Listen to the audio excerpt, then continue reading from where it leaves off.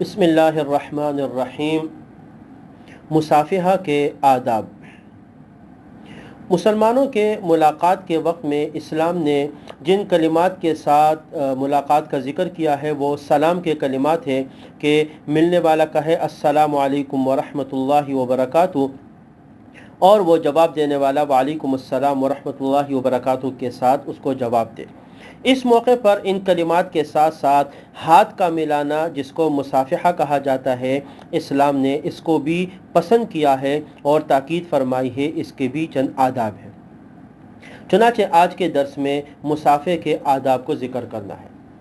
Number 1، مصافحے کا پہلا ادب نمبر یہ ہے کہ مصافحہ اصل میں سلام کی تکمیل کرتا ہے، یعنی پہلے جب سلام کے کلمات ادا کر دیے جائے اور اس کے ساتھ ساتھ مصافحہ بھی کر لیا جائے تو سلام کی تکمیل ہو جاتی ہے۔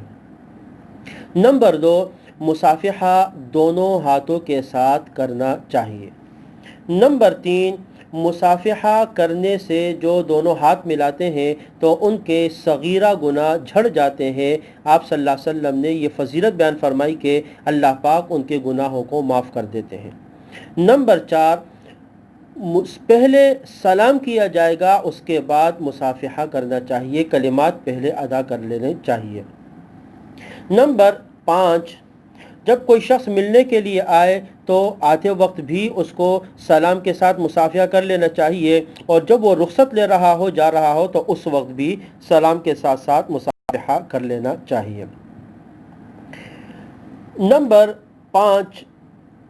6، مصافحہ مرد کا مرد سے اور خاتون کا خاتون سے ہونا چاہیے۔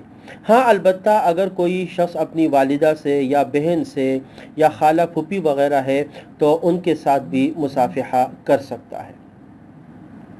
نمبر 7، بعض اوقات ایسے ہیں کہ جن میں کچھ لوگ مصافحے کو خصوص کے ساتھ کرتے ہیں، جیسے عصر کی نماز کے بعد بعض نمازی امام کے ساتھ کرتے ہیں، تو اس طرح کی تخصیص نہیں کرنی چاہیے، بسا اوقات یہ بدعت کے اندر شامل ہو جاتا ہے۔ نمبر 8، مصافحہ کرتے وقت ہاتھ کا چومنا ثابت نہیں ہے، لہٰذا ہاتھوں کا چومنا وغیرہ یہ درست نہیں ہے۔ نمبر 9، مصافحہ کے بعد ہاتھ کو سینے پر رکھنا، اس کا بھی ذکر نہیں آتا، لہٰذا صرف ہاتھ کا ملا دینا چاہیے اور اس کو سینے پر رکھنے کا ثبوت نہیں ملتا۔ یہ چند آداب ہے جو کہ کتابوں میں ذکر ہے۔ اللہ تبارک و تعالی ہمیں اس کو اختیار کر دے اور عمل کی توفیق نصیب فرمائے۔ وآخر دعوانا ان الحمد للہ رب العالمین۔